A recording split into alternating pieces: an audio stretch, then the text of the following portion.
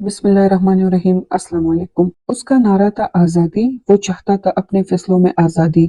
मुल्क के फैसलों में वो किसी का दबाव नहीं चाहता था कि वो अपने मुल्क में आज़ादी से रहे। उसने अपने कौम के आगे आवाज बुलंद की कि हम अपने मुल्क में ही आज़ाद नहीं हैं। बैरूनी ताकत हम पर अपनी मर्जी मुसल्लत करना चाहती है। उनकी ये ख्वाहिश है वो जैसे चाहते हैं हम वैसे रहें, और ये बात हमें किसी सूरत कबूल नहीं। वो बैरूनी ताकतों के आगे डट गया, लेकिन उसका अंजाम इबरतनाक हुआ। उसे रास्ते से ही हटा दिया गया। अब आप उसे इत्तेफाक कहे या अंदरूनी साजिश, तारीख में जिस किसी ने अमेरिका के खिलाफ आवाज उठाई उस लीडर का अंजाम बुरा ही हुआ। चाहे वो जुल्फिकार अली भुट्टो हो, या मोहम्मद कदाफी, शाह फैसल हो, या सद्दाम हुसैन, या फिर सदर जियाउल हक, सबका अंजाम एक जैसा ही था। अमेरिका को आंखें दिखाने वाले किसी भी लीडर की मौत तभी नहीं हुई। आज की इस वीडियो में हम 5 ऐसे लीडर्स का जिक्र करेंगे जिसके बारे में कहा जाता है कि अमेरिका ने उन्हें साजिश करके कत्ल कराया, तो इसलिए इस वीडियो को शुरू से आखिर तक जरूर देखें। सबसे पहला जिक्र करेंगे शाह फैसल का।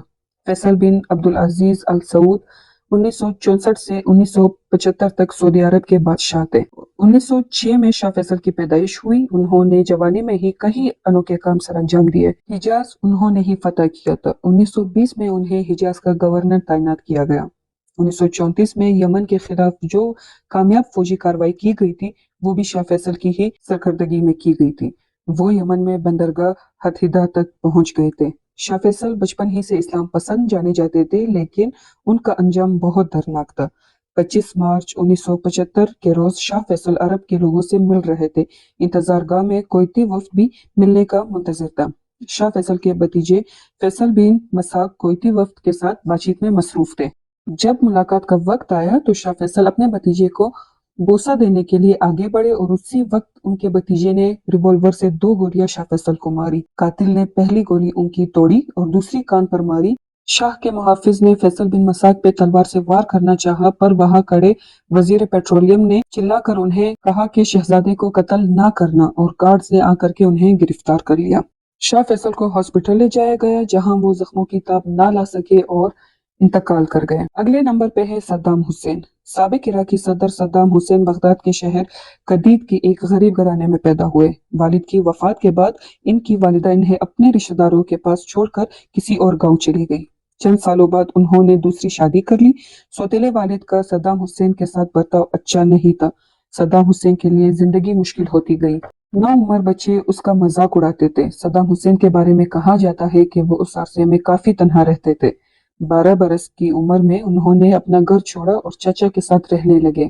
अपनी जवानी में हुकूमत मुखालिफ सरगर्मियों में सद्दाम हुसैन काफी शामिल रहे, मगर वो भी दीगर की तरह बरतानवी अमीर और जागीरदारों के खिलाफ होते गए। 1958 के इनकलाब में इराक में बरतानवी हामी बादशाहत की खात्मे के बाद मुल्क पर तशद्दुद दौर का आगाज हुआ। सद्दाम हुसैन के लिए 60 की दिहाई अहम साबित हुई। सद्दाम हुसैन पार्टी के एक अहम रहनुमा और उनके चाचा के करीबी रिश्तेदार मोहम्मद हसन अल कबीर के मंजूर नजर और करीबी साथी बनने में कामयाब हुए। 1968 में अल बाकिर मुल्क के नए सदर बन गए और 1979 में सद्दाम हुसैन सदर के तख्त पर बरिजबान हुए। फरवरी 2003 में अमेरिका ने इराक पर हमला किया और उस पर कब्जा कर लिया। इसके बाद 22 जून 2003 में सद्दाम हुसैन के दोनों बेटों को एक हमले में शहीद कर दिया गया। सद्दाम हुसैन को 14 सितंबर 2003 को हफ्ते रात 8 बजे इराक के शहर तकीब में एक कार्रवाई करके गिरफ्तार कर लिया गया, जिसके बाद उन पर अमेरिका की निगरानी में मुकदमा चलाया गया, जिसमें 3 नवंबर को सद्दाम हुसैन को 148 लोगों के कत्ल के इल्जाम में फांसी दे दी गई। नंबर 3, महमर अल कदाफी। महमर अल कदाफी जो 1969 से 2011 तक लिबिया के रहनुमा रहे। वो 7 जून 1942 को पैदा हुए और वो रियासत बिनाए अमेरिका बनाने के बड़े हामी थे। उन्हें अफ्रीकी इत्तेहाद, जिनमें 153 अफ्रीकी ममालिक शामिल हैं, उसका सदर चुना गया। मोहम्मद कदाफी ने भी इल्जाम आयद किया कि उनके कत्ल की साजिश हो रही है। उन्होंने अपने आखिरी खिताब में कहा था कि मैंने 40 साल या उससे भी ज्यादा का अरसा हुकूमत की। मैंने लोगों को हॉस्पिटल, स्कूल्स, घरों में खुराक देने में कोई कसर उठा नहीं रखी। अब मुझे सबसे बड़ी फौजी ताकत का सामना करना है। अगर मुझे अपने मुल्क और इसके बच्चों के लिए मरना भी पड़ा तो मुझे मंजूर है।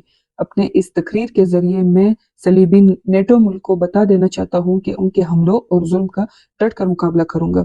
2011 में नेटो ने और मुखालिफ कबाइल ने मोहम्मद कदाफी के खिलाफ जंग शुरू कर दी और 20 अक्टूबर 2011 में हमलावरों ने मोहम्मद कदाफी को कत्ल कर दिया।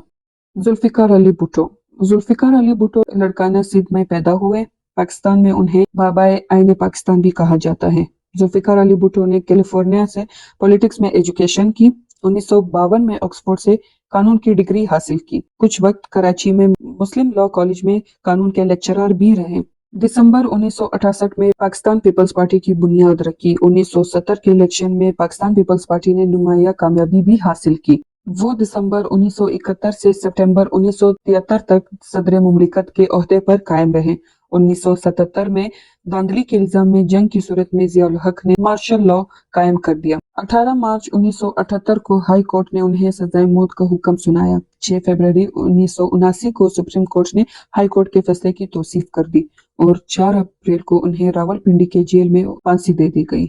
जियाउल हक 1924 में जालंधर में एक गरीब किसान मोहम्मद अकबर के घर में पैदा हुए। 1945 में फौज में कमीशन मिला। दूसरी जंग अजीम के दौरान बर्मा, मलाया और इंडोनेशिया में खिदमत अंजाम दिए।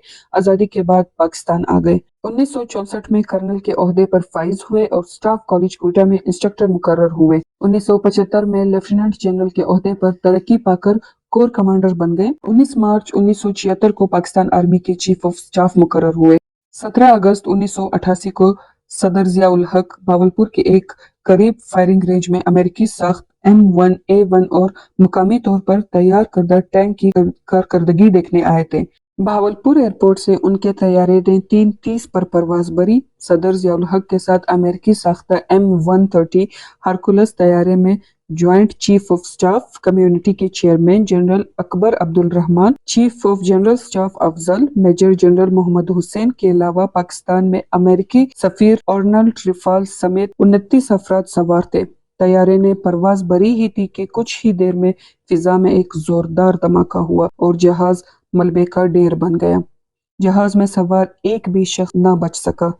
नाजरीन, आज भी यही कहा जाता है कि उस जहाज को बॉम्ब का निशाना बनाया गया। तो नाजरीन, ये थी आज की वीडियो। आपकी राय इस बारे में क्या कहती है कमेंट करके हमें जरूर बताइए। फिलहाल के लिए thank you and Allah Hafiz.